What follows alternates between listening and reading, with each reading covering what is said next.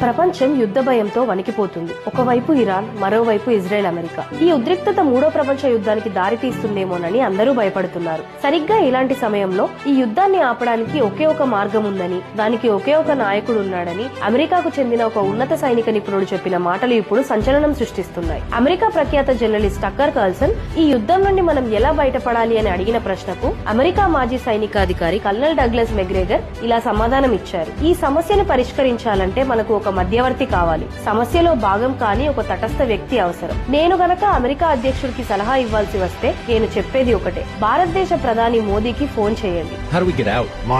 My personal preference, if I were advising the president, is to call Prime Minister Modi in India.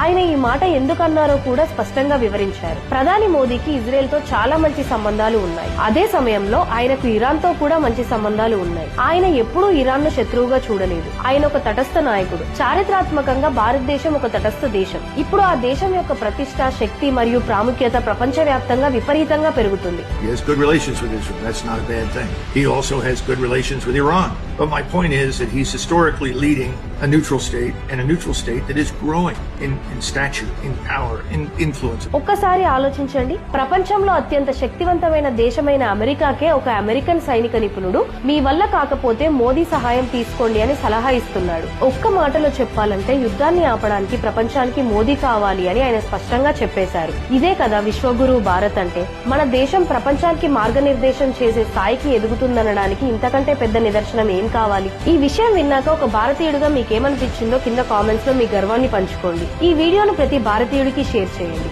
జై హింద్. ఈ విషయం గురించి ఇంకా clear గా తెలుసుకోవాలంటే ఫుల్ వీడియో చూడండి.